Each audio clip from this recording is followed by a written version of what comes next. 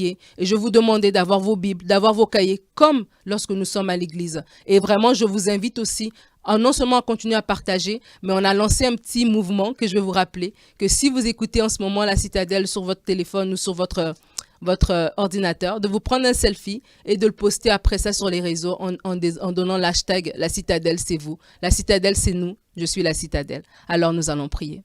Père de gloire, merci parce que nous allons pouvoir écouter ta parole.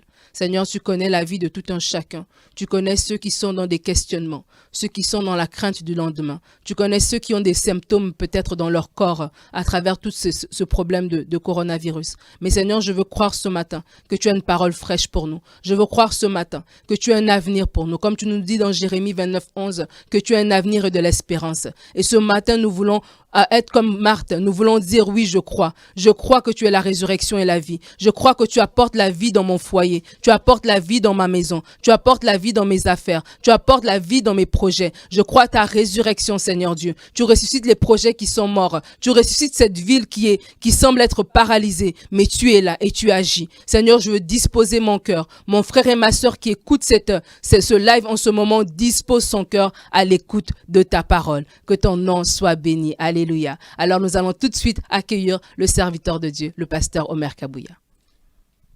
Bonjour à tous, c'est une joie de vous avoir ce matin avec nous. Nous vous accueillons d'abord dans notre domicile et nous vous accueillons dans la maison de Dieu parce que l'Église, c'est l'ensemble des enfants de Dieu réunis en Jésus-Christ et c'est une joie pour nous de vous avoir parmi nous.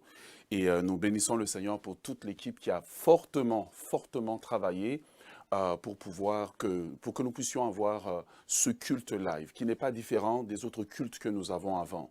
Et la façon d'écouter ce service, c'est de venir en famille autour de notre écran d'ordinateur, autour de notre écran de télé, de se mettre ensemble pour écouter la parole de Dieu. Et si vous voulez bénéficier le maximum de ce que Dieu a à vous dire au travers de ce moment que nous passons ensemble, c'est de mettre de côté toutes les distractions. La Bible dit avec raison que lorsque tu pries, rentre dans ta chambre, dans ton lieu secret et ferme la porte. Eh bien, je voudrais le contextualiser en disant, lorsque tu écoutes ce message, rentre dans ta chambre, dans ton lieu secret, dans ta maison, élimine la distraction. Ce n'est pas le temps de commencer à faire la vaisselle, de régler l'une ou l'autre chose, mais je m'assieds, je suis attentive et j'espère recevoir de Dieu une portion surnaturelle pour m'aider à traverser la nouvelle semaine qui commence parce que Dieu a des grandes choses pour nous. Et j'aimerais vous inviter à vous connecter avec nous, à être attentifs à ce que Dieu a à nous dire parce que Dieu a un message pour nous. Pour ceux qui nous ont suivis depuis qui nous suivent sur les réseaux sociaux, vous savez que nous avons un thème spécial ce matin. Mais j'aimerais d'abord commencer par encourager et remercier tout le personnel de la santé en général, les hommes et les femmes qui travaillent pour pouvoir aider ceux qui sont malades, ceux qui ont des problèmes, qui ont été atteints par le virus du corona. J'aimerais vous dire merci de la part de la pastorale, merci de la part de l'Église La Citadelle et j'élève mes remerciements vers le personnel de la santé, particulièrement ceux de l'Église La Citadelle. Nous avons des médecins, nous avons des infirmières auxiliaires, nous avons des préposés aux bénéficiaires qui travaillent jour et nuit pour que les malades puissent retrouver la santé. Nous voulons vous dire merci et nous prions pour que Dieu puisse vous protéger alors que vous êtes engagés pour faire du bien à ceux qui sont malades. Que le Seigneur Jésus vous garde et vous protège. J'aimerais aussi vous prendre le temps de remercier tous les ouvriers de l'Église La Citadelle qui travaillent semaine après semaine, depuis bientôt 3 semaines, des ouvriers qui travaillent dans la ligne de prière. Nous avons mis une ligne de prière en place et 3 fois par jour, il y a des hommes et des femmes qui sont en train de diriger la prière alors que des gens de différents lieux se connectent sur une ligne de prière. Il y a des hommes et des femmes qui, eux, se sont engagés à diriger les mouvements de prière.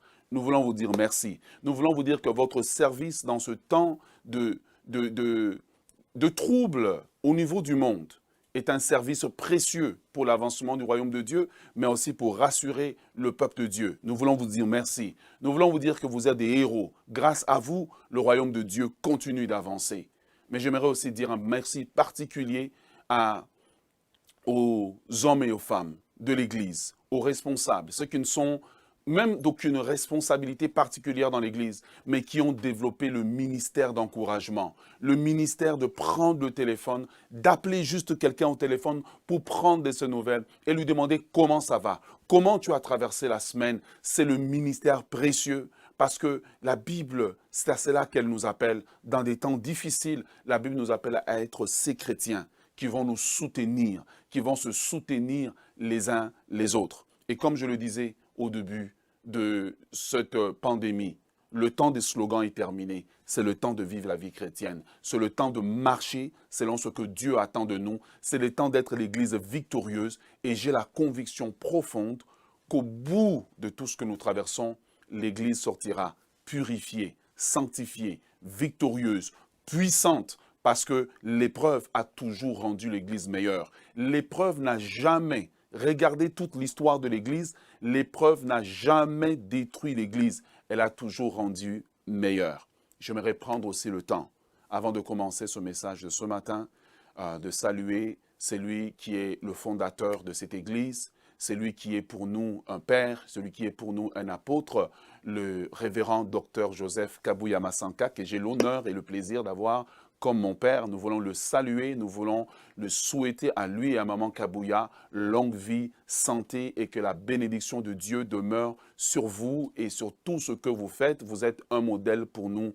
J'aimerais aussi encourager tous les serviteurs de Dieu qui doivent gérer l'Église dans des conditions difficiles. J'aimerais vous dire que la main de Dieu est sur nous.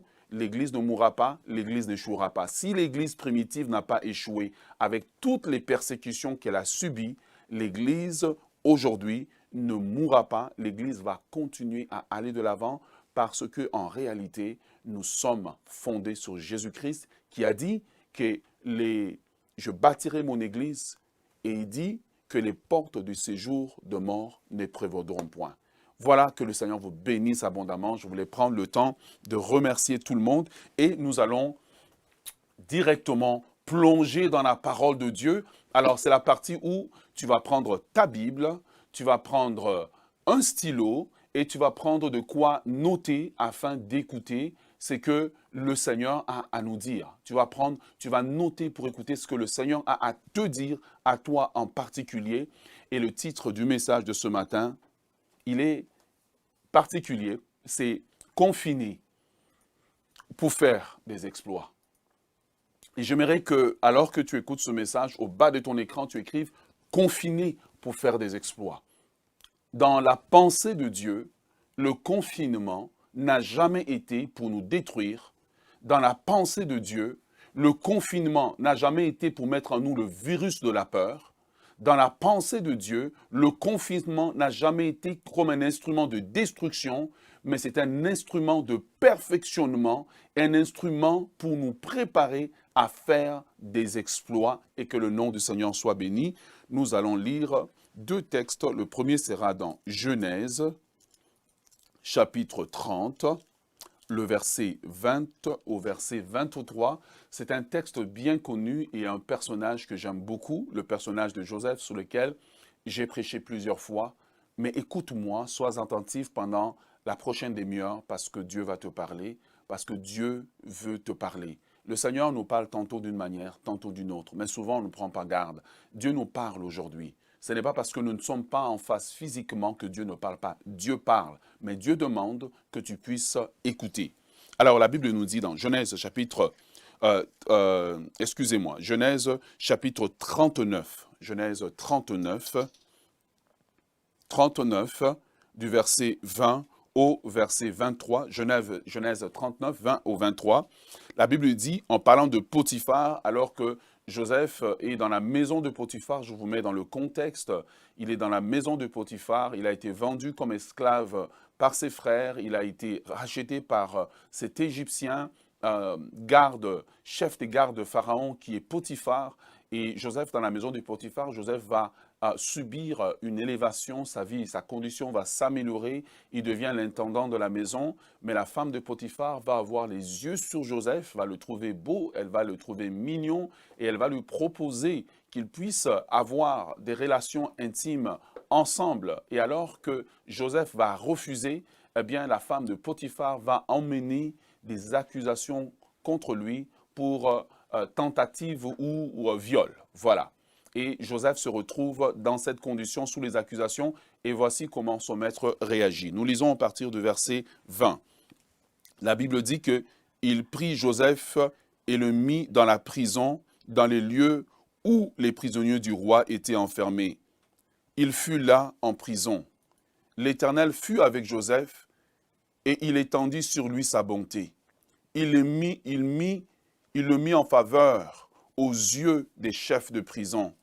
Et le chef de la prison plaça sous sa surveillance tous les prisonniers qui étaient dans la prison. Et rien ne s'y fit que par lui.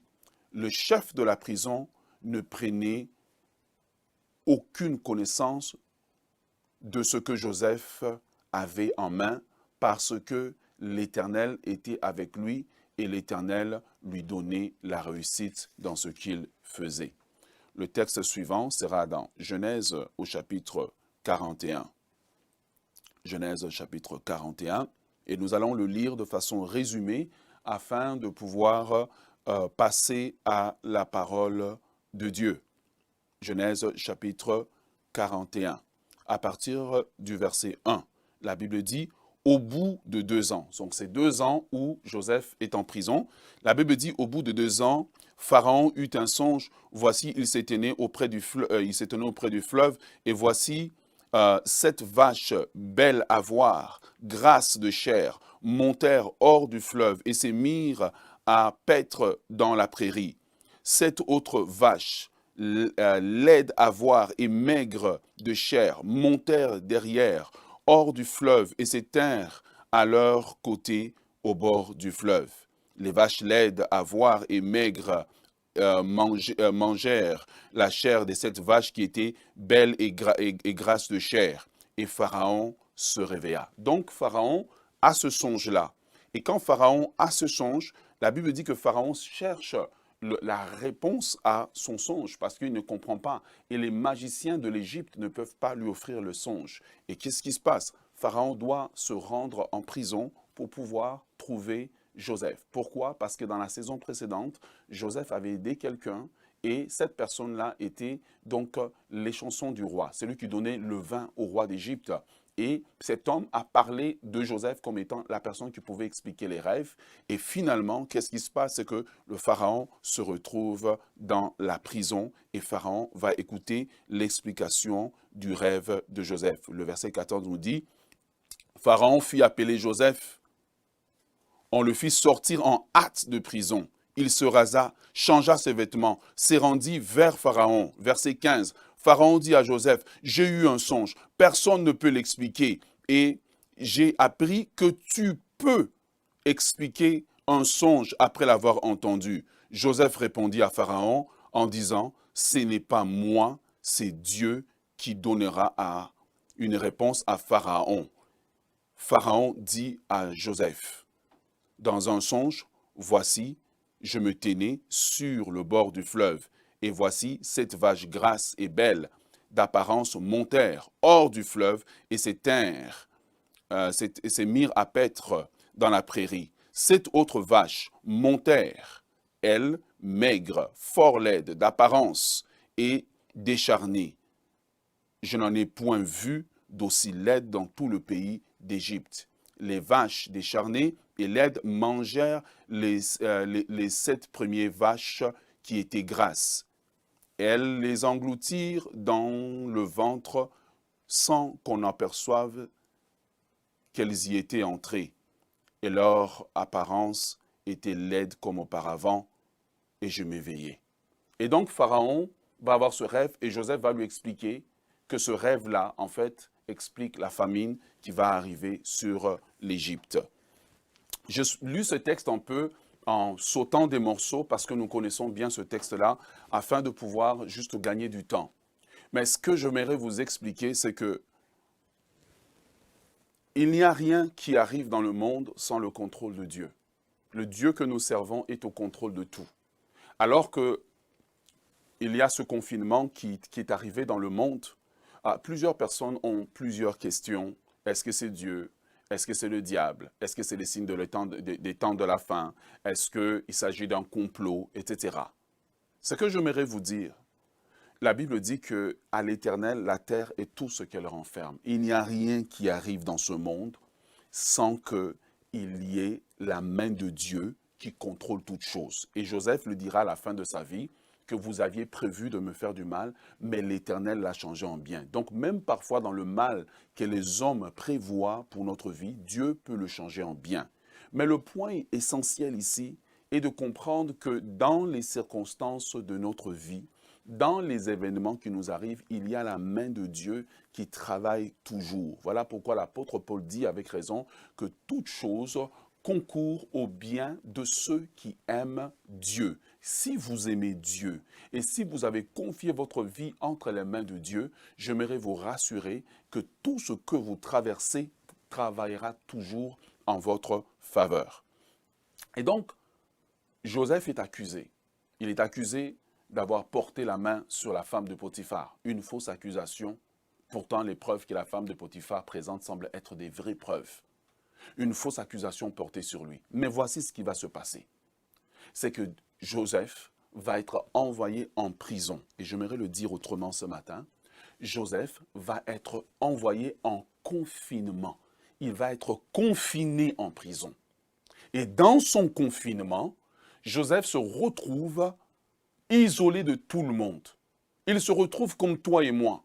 J'aimerais te dire que le confinement que le monde vit actuellement, le confinement que tu vis actuellement, tu n'es pas le premier à le vivre. Le confinement que tu vis actuellement, tu n'es pas le premier. Joseph a été confiné comme toi. Il n'avait rien fait de mal et je sais que tu n'as rien fait de mal pour mériter que tu sois confiné comme des centaines, des millions et des milliards de personnes sur la terre confinées dans la maison. Mais j'aimerais te dire, quand tu es un enfant de Dieu et que tu es confiné, Dieu te permet parfois le confinement pour que tu puisses faire des exploits dans le confinement. Et c'est la réalité de la vie de Joseph que nous voyons. Joseph se retrouve confiné, comme toi et moi nous sommes confinés.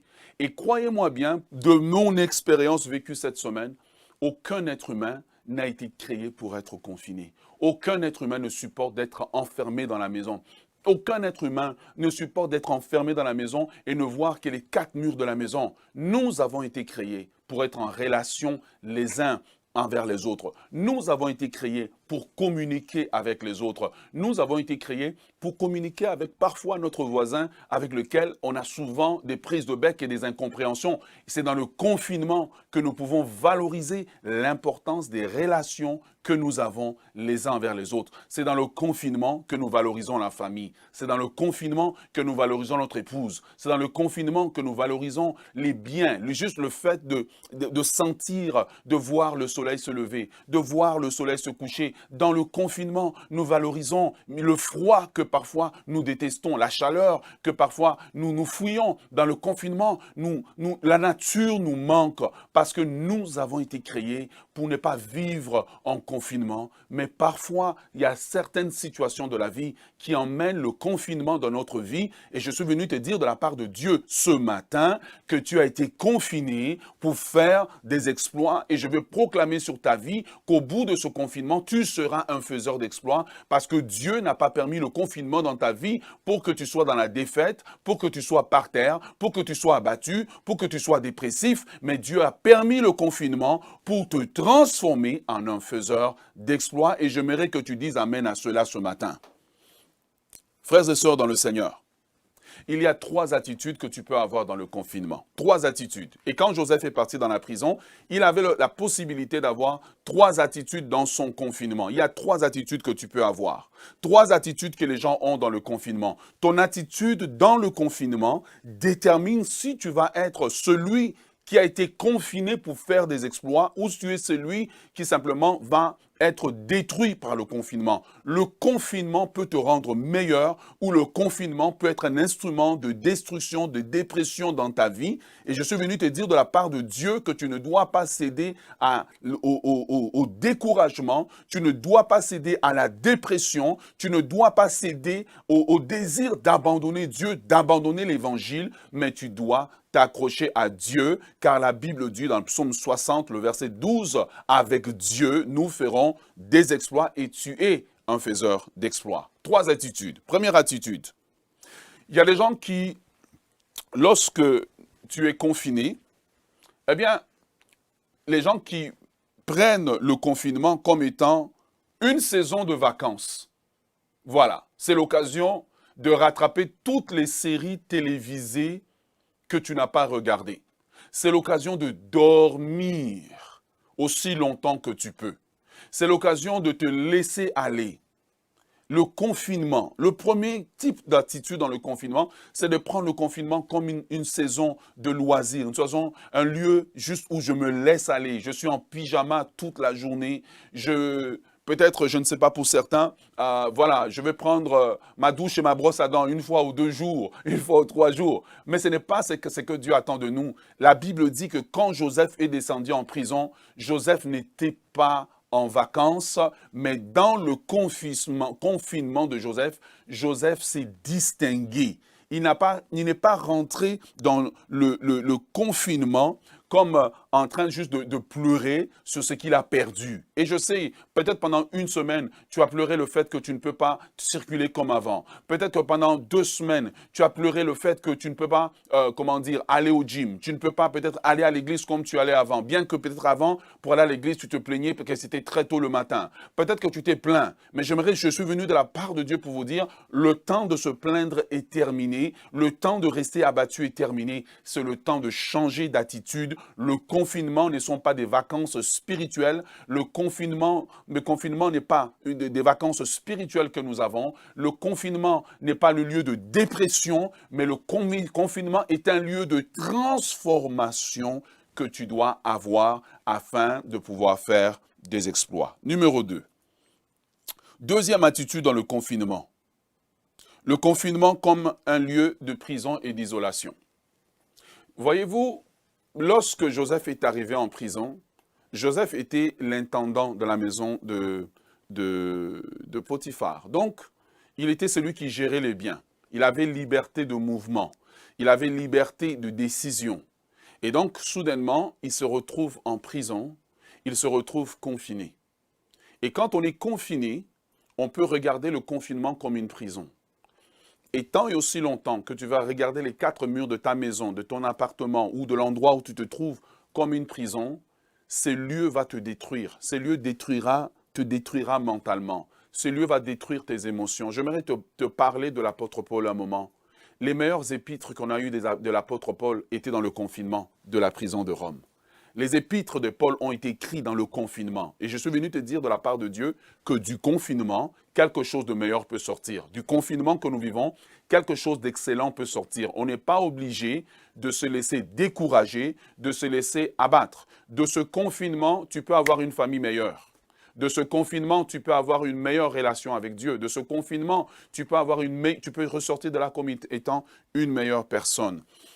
Et donc, si on est confiné, on a parfois la tendance à le regarder comme une prison. Et quand on le regarde comme une prison, le diable met en nous des pensées de dépression, des pensées de découragement, des pensées d'abandonner Dieu en nous disant que Dieu t'a abandonné, Dieu t'a délaissé, que ta vie n'aura pas un avenir. Je suis venu te dire que le diable est un menteur.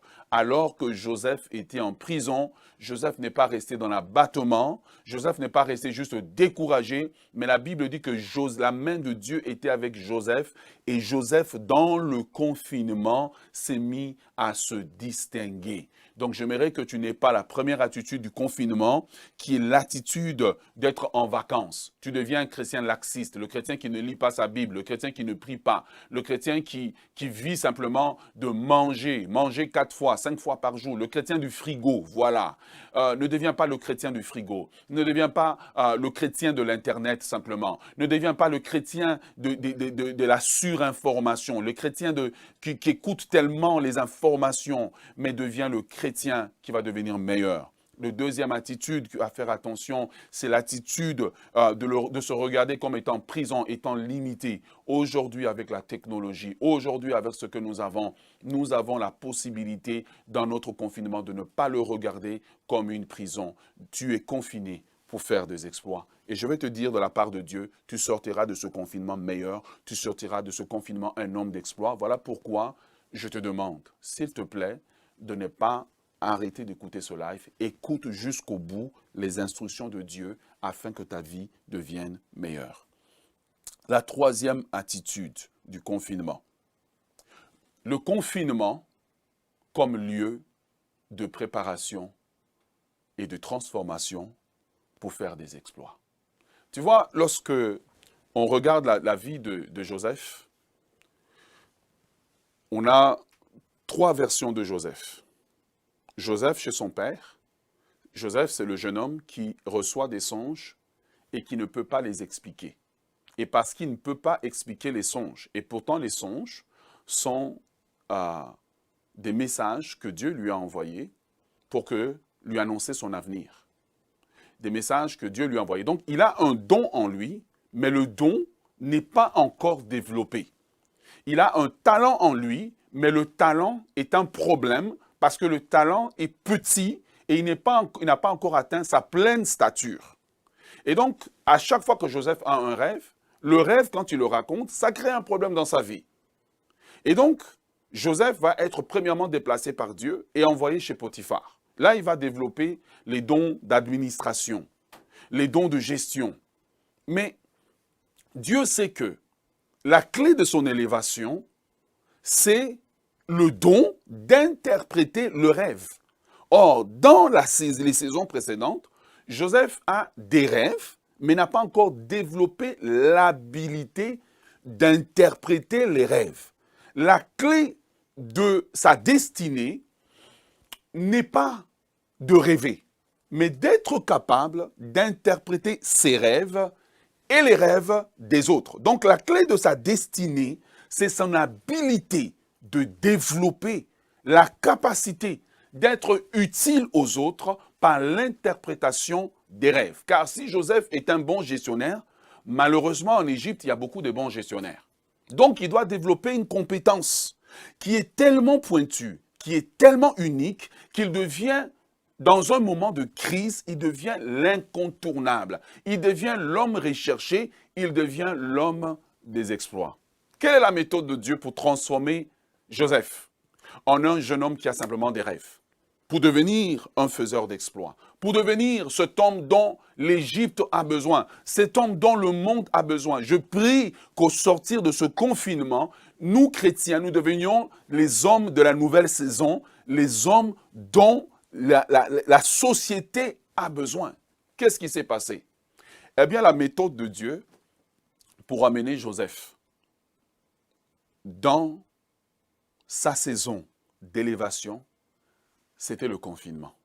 Dieu utilise le confinement comme méthode de perfectionnement de Joseph pour que Joseph devienne non seulement un faiseur de rêves, mais qu'il devienne un explicateur, je ne sais pas si le mot est français, quelqu'un qui est capable d'interpréter les rêves. Donc, il passe d'une utilité personnelle à une utilité collective, à une utilité nationale. Dans ce confinement, il y a des téléchargements de talents divins que Dieu va faire. Dans ce confinement, il y a des téléchargements de dons que Dieu va faire. Mon frère, ma soeur, je veux te parler de la part de Dieu. Écoute-moi s'il te plaît. Ne te laisse pas distraire par les 4 murs. Ne te laisse pas distraire par la télévision. Ne te laisse pas distraire par l'Internet. De ce confinement, il y a des Joseph qui vont naître. de ce confinement, il y a des Joseph qui vont naître. Bien-aimés dans le Seigneur, je ne sais pas pourquoi cette crise, le monde passe par cette crise. Je ne sais pas pourquoi le monde traverse par cette crise, mais j'aimerais te dire, si tu m'écoutes, mon frère, ma soeur, de ce confinement, des Joseph peuvent naître. De ce confinement, des hommes de Dieu peuvent naître. De ces confinements, des inventions peuvent naître. De ces confinements, des scientifiques peuvent naître. De ce confinement, quelque chose de bon peut sortir. Et Dieu envoie Joseph en prison.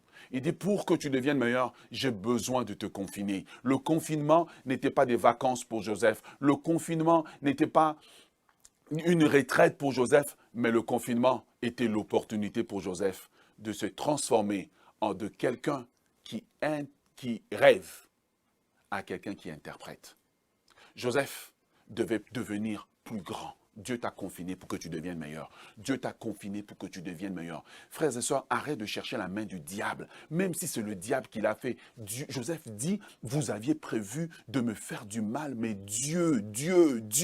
Joseph n'a pas vu le mal de ses frères. Joseph n'a pas vu un complot des 1% qui dirigent la terre. Joseph a vu la main de Dieu. Si en tant que chrétien, tu peux voir la main de Dieu qui est souveraine, Dieu va te transformer dans ce confinement et tu deviendras un faiseur d'exploits. Et pour Joseph, le confinement était un lieu de préparation. Et j'aimerais te dire, ce confinement est un lieu de préparation pour toi. Sers-toi de ce confinement comme un lieu de planification. Planifie tes projets. Planifie l'après-corona, planifie l'après-confinement, planifie ta vie. Ce que nous devons faire, au lieu de nous plaindre du quotidien, c'est regarder demain. Tu vois, Jésus est avec les disciples, il dit, levez les yeux et regardez. Regardez les champs qui blanchissent pour la moisson. J'aimerais vous dire, en tant que chrétien, levez les yeux et regardez toutes les opportunités que nous aurons après le confinement. Joseph, dans la prison, s'est transformé. Au lieu de devenir amer pour l'emploi qu'il a perdu. Et je sais que tu es amer, sûrement parce que tu as perdu ton travail. Tu es amer, sûrement parce que tu ne sais pas de quoi demain sera fait. Mais j'aimerais te dire de la part de Dieu, si tu m'écoutes aujourd'hui, ce confinement deviendra un lieu de bénédiction et un lieu d'élévation pour toi. Et la Bible dit que Joseph, dans la prison, la main de Dieu était sur lui. Comment est-ce que la main de Dieu était sur lui? Parce que Joseph se rendait utile auprès des autres. Donc, j'aimerais te dire, le confinement, lieu de préparation, le confinement, lieu de planification, le confinement, lieu de planification stratégique, mais le confinement, lieu de perfectionnement. Tu es confiné pour devenir meilleur. Tu es confiné pour te perfectionner. Tu es confiné pour grandir. Tu te plaignais que tu n'avais pas le temps pour faire tes projets, tu n'avais pas le temps pour t'organiser. Eh bien, Dieu te donne le temps maintenant. Saisis le temps. Saisis le temps. Oui, ce temps n'est pas venu comme tu l'attendais, mais c'est une opportunité. Le plan d'affaires que tu avais, c'est le temps de travailler dessus. Le projet de lancer l'entreprise que tu avais, c'est le temps de travailler dessus. Tu te plaignais que tu n'avais pas le temps de prier. Eh bien, voici le temps que Dieu te donne pour prier. Tu te plaignais que tu n'avais pas le temps avec ta famille. Voici le temps que Dieu te donne pour avoir une famille meilleure. J'aimerais te dire, au bout de ce confinement, nous allons sortir meilleurs. Alors, j'aimerais te donner 4 éléments dont tu as besoin ce matin. 4 éléments dont tu as besoin pour tirer meilleur de ton confinement. Tape à ton écran 4 éléments pour tirer le meilleur du confinement. 4 éléments dont tu as besoin. Il y a 4 choses que Joseph a développées dans la prison qui a permis à Joseph de devenir meilleur. Tu peux devenir meilleur. On peut sortir de ce confinement une meilleure église, une église plus forte, une église plus stable, une église plus mature, des chrétiens meilleurs, des chrétiens stables, des meilleurs pasteurs. Mes frères et sœurs, nous devons avoir l'attitude que Joseph avait en prison. C'est cette attitude qui fait que nous devenons forts, nous devenons meilleurs, nous devenons des faiseurs d'exploits. Dieu se sert du confinement pour rendre Joseph meilleur. La femme de Potiphar pense que c'est elle qui a envoyé Joseph en prison, mais en réalité, il y a la main de Dieu qui travaille dans les circonstances, car Dieu dit à Joseph, « Je t'envoie dans un lieu d'isolation parce que je veux te rendre meilleur. » Et ce qui va rendre Joseph meilleur, c'est l'attitude qu'il aura dans son confinement qui va déterminer les choses que Dieu va déposer. Nous sortirons de ce confinement avec des chrétiens qui ont des dons surnaturels, des dons de vision, des dons prophétiques, des dons de la prédication, des capacités de prier plus longtemps, parce que le confinement, selon Dieu, rend toujours le chrétien et l'Église meilleurs. Dis Amen à cela, s'il te plaît. Dis Amen, Amen, Amen, Amen, Amen à cela. 4 attitudes. La première attitude, c'est l'humilité. Confiné, le confinement doit nous rendre humbles. Vous savez, frères et sœurs, nous vivions nos vies. Nous allions à l'église, nous faisons nos projets comme si la vie nous appartenait. Le confinement nous apprend que la vie ne nous appartient pas. Le confinement nous apprend que nous dépendons de Dieu. Dans le confinement, nous devons développer l'humilité. Et Joseph, qui était l'intendant, le gestionnaire de la maison de Potiphar, doit s'humilier maintenant, doit devenir humble. Humble pour dépendre de Dieu, humble pour dépendre des autres, de dépendre que sa nourriture ne sera plus la nourriture, peut-être les caviars, la nourriture riche qu'il mangeait chez Potiphar. Mais maintenant que cette nourriture qu'il va avoir va être préparée pour lui, elle n'aura pas le même goût qu'avant. Oui, le confinement nous enseigne à vivre avec peu. Le confinement nous enseigne à vivre avec peu. Le confinement nous apprend à vivre humblement et à vivre en comptant sur Dieu, sachant que nos cartes de crédit sont vaines, sachant que le système de santé fait ce qu'il peut, mais il n'est pas parfait, sachant que nos gouvernements sont débordés. Nous apprenons à vivre humblement et nous apprenons à vivre en comptant sur Dieu. Et Joseph, dans la prison, apprend non seulement à vivre en comptant sur Dieu, mais il apprend aussi à vivre en attendant la nourriture que les gardes vont bien vouloir lui donner, en attendant la faveur que les gardes vont pouvoir lui donner.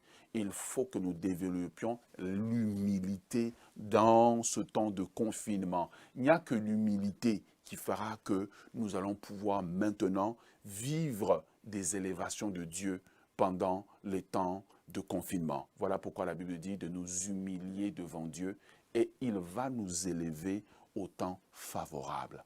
Il n'y a personne qui est au contrôle de sa vie, il n'y a personne qui est au contrôle de sa destinée, mais ta destinée et ta vie est entre les mains de Dieu. Je te le répète, il n'est pas entre les mains de ton gouvernement, il n'est pas entre les mains des politiciens, des scientifiques, mais ta destinée est entre les mains de Dieu. Voilà pourquoi tu dois t'humilier. Comment t'humilier? Humilie-toi en lisant la parole de Dieu. Humilie-toi en ayant la foi dans la parole de Dieu. Humilie-toi dans la prière. Humilie-toi en cherchant la face de Dieu. Humilie-toi en demandant à Dieu de te faire grâce pour passer au travers de ce temps. Il faut que ce temps de confinement développe dans le chrétien l'attitude de l'humilité, car l'humilité nous permet alors de manifester les capacités surnaturelles de Christ. Numéro 2. Numéro 2, la deuxième attitude à développer, c'est le contentement. Paul, dans le livre de Philippiens, il a dit « J'ai appris à me contenter, j'ai appris à vivre dans tous les états dans lesquels je suis. » Frères et sœurs, nous nous étions habitués à vivre une vie à certains rythmes. Ceux qui survivent et ceux qui tirent le meilleur de leur contentement, de leur confinement, c'est les gens qui ont appris à développer le contentement, à vivre accepter le confinement, accepter que maintenant mes mouvements vont être limités. Et c'est dans le contentement des prisons, de le contentement que la prison a amené à l'apôtre Paul, que les épîtres du Nouveau Testament ont été écrits. Frères et sœurs, si nous acceptons d'accepter cette saison comme étant une saison difficile, mais une saison nécessaire pour notre perfectionnement, nous sortirons de là des chrétiens meilleurs, nous sortirons de là des chrétiens forts, nous sortirons de là des chrétiens sanctifiés, nous sortirons de là des chrétiens victorieux. Nous allons avoir la foi que malgré les circonstances, Dieu est au contrôle. Donc voilà pourquoi je t'invite en ce moment à prier Dieu et de mettre en toi, c'est la capacité de développer le contentement. Le contentement fera que même quand tu es confiné, tu seras heureux. Tu seras heureux parce que ta joie n'est pas dans les biens matériels que tu as. Tu seras heureux parce que ta joie n'est pas dans tes circonstances, mais ta joie est en Dieu. Et dans Néhémie, la Bible dit que la joie du Seigneur est notre force ou sera notre force. Voilà. Donc, il faut que tu développes le contentement.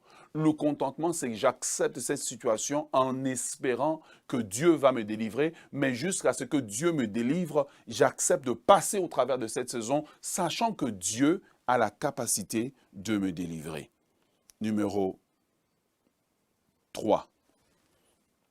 Alors que Joseph a accepté que sa vie ne sera pas la même que chez Potiphar. Joseph a commencé à parler avec les prisonniers. Il a développé l'attitude numéro 3. L'attitude numéro 3, c'est faire des efforts quotidiens. Joseph a commencé à parler avec les prisonniers. Joseph a commencé à développer des relations avec les prisonniers, mais il a commencé à servir les prisonniers. Il a commencé à faire des efforts, à ne pas fixer ses yeux tant sur ce qui lui dérange, mais à s'occuper des douleurs des autres, des peines des autres, à servir les autres. Tu vois? Parce que lorsqu'on passe par une attitude de confinement, ce qui se passe, c'est que le mauvais de la nature humaine peut ressortir en nous. On devient méchant, on devient impatient, on devient râleur, on devient, conflictuel. Mais Joseph nous enseigne que si nous faisons des efforts quotidiens, comme Jésus a dit, à chaque jour suffit sa peine. Si nous faisons des efforts quotidiens, de ne pas nous concentrer sur nous-mêmes, mais à nous occuper de quelqu'un, à faire du bien à quelqu'un, nous allons pouvoir passer plus facilement au travers de ce confinement. Dans ce confinement, il y a des personnes âgées qui ont besoin d'un coup de fil. Fais-leur un coup de fil. Dans ce confinement, il y a des gens qui ont besoin d'une parole d'encouragement.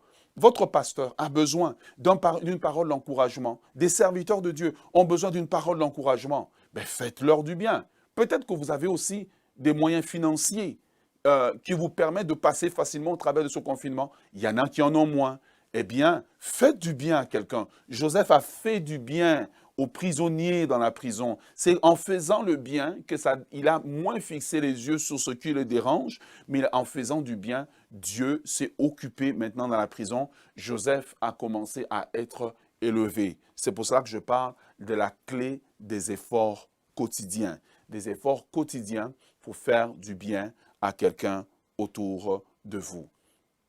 Et voilà pourquoi j'aimerais vous dire que dans cette clé-là, c'est faites des efforts pour avancer dans vos projets. Faites des efforts pour avancer dans vos projets. Faites des efforts pour travailler sur des choses pour lesquelles vous deviez travailler. Peut-être tu dois travailler sur ta vie de prière. Peut-être tu dois travailler sur tes relations avec les autres. Peut-être tu dois travailler sur ta relation avec Dieu. Peut-être que tu dois travailler sur des projets personnels. Fais des efforts quotidiens. Établis-toi un agenda. Établis-toi une discipline. C'est cette discipline qui permettra que tu puisses survivre.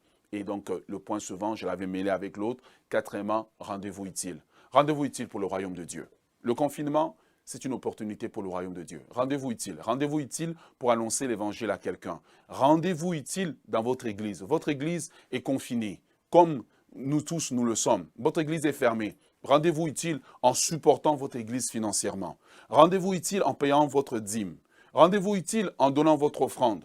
Rendez-vous utile en allant chercher dans l'église des brebis perdues, des frères et sœurs qui sont peut-être découragés dans la foi. Rendez-vous utile. Ne restez pas concentrés sur vous-même, mais rendez-vous utile. En vous rendant utile, Dieu va vous faire du bien. Alors que nous avançons vers la fin de ce message, j'aimerais te dire, le confinement te prépare toujours à ta rencontre avec Pharaon. Pharaon qui est une personne élevée. Pharaon qui est une opportunité dans ta vie. Pharaon qui est une connexion. C'est parce que Joseph avait été préparé dans le confinement que Joseph pouvait maintenant être prêt à rencontrer Pharaon. La rencontre avec Pharaon était déterminée par la capacité dans laquelle Dieu jugeait Joseph d'avoir été préparé. D'avoir été préparé et être prêt à faire face à l'opportunité. J'aimerais vous dire, alors qu'on va sortir un jour de ce confinement, le monde ne sera plus comme on l'a connu. Le monde va changer. La façon de faire va changer. Il n'y a que ceux qui se sont préparés dans le confinement, comme Joseph, qui seront capables de saisir les opportunités de la nouvelle saison. Il n'y a que ceux qui se seront adaptés qui seront capables de saisir les opportunités de la nouvelle saison. Je te le dis de la part de Dieu, les entreprises ne vont peut-être pas fonctionner de la même manière. Les églises ne vont peut-être pas fonctionner de la même manière. On ne sait pas qu'est-ce qui nous attend. Mais ce que nous devons faire comme Joseph, dans la prison dans laquelle nous sommes, dans le confinement dans lequel nous sommes, nous devons nous perfectionner, nous devons nous préparer. Voilà pourquoi le thème de ce message, c'est « Confiné pour faire des exploits. Tu n'es pas confiné pour être dépressif. Tu n'es pas confiné pour être abandonné. Tu n'es pas confiné pour manger, mais tu es confiné pour te perfectionner. Tu es confiné pour développer tes dons. Tu es confiné pour développer tes talents. Tu es confiné pour devenir meilleur afin qu'au sortir de ce confinement, tu deviennes un faiseur d'exploits. L'heure de la dépression, l'heure du découragement est terminée. C'est maintenant le temps de se ressaisir pour aller de l'avant. Parce qu'après le confinement vient le test de Pharaon. Après le confinement vient l'examen. Après le confinement vient l'opportunité. Est-ce que l'opportunité de la nouvelle saison va te trouver prêt ou tu es fatigué, ou tu es découragé, ou tu es juste en train d'écouter des informations qui te font peur, mais qui ne te transforment pas, qui ne te préparent pas à la nouvelle saison. Le Joseph qui est entré dans la prison, alléluia, n'est pas le même Joseph qui est sorti. Le Joseph qui est entré dans la prison était un Joseph qui ne pouvait pas interpréter des rêves. Mais le confinement a transformé Joseph pour devenir un faiseur d'exploits. Que Dieu te parle, que Dieu te transforme, que Dieu te rende, te transforme en un faiseur d'exploits, alors que nous allons maintenant aller dans la prière. Nous allons prier. Je te demande de ne pas te déconnecter de ce live. Nous allons prier maintenant. Nous allons prier avec toi. Nous allons prier pour toi. Maman Nadine est avec moi. Nous allons prier ensemble pour que le Seigneur puisse te donner le courage d'aller dans la nouvelle saison. Si pendant que nous sommes en train de prier, tu n'as pas encore à envoyer ton offrande et que le Seigneur t'a parlé pendant ce live, d'envoyer ton offrande, je te demande d'aller dans ton compte de banque, fais le transfert. Il y a deux attitudes pendant ce temps de confinement. Il y a des gens qui vont dire, mais pourquoi on est confiné? On nous demande encore, mais on est confiné, on va dans les magasins, on dépense. Il faut que nous puissions soutenir la maison de Dieu. Si nous mettons Dieu en premier, Dieu va s'occuper de nous, même dans ce confinement. Alors, frères et sœurs, que le Seigneur vous bénisse abondamment. Nous allons maintenant prier. Si tu es en famille avec tes enfants, mais invite-les à venir autour de toi. Nous allons prier. Et le Dieu de Joseph, le Dieu du confinement, va transformer cette prison en un lieu d'élévation. Nous sommes entrés faibles, comme Joseph dans la prison. Ne sachant pas qu'est-ce que demain nous prépare, mais nous sortirons de là grandis, forts et transformés. Que le Seigneur vous bénisse abondamment. Maman Nadine, tu nous conduis dans la prière.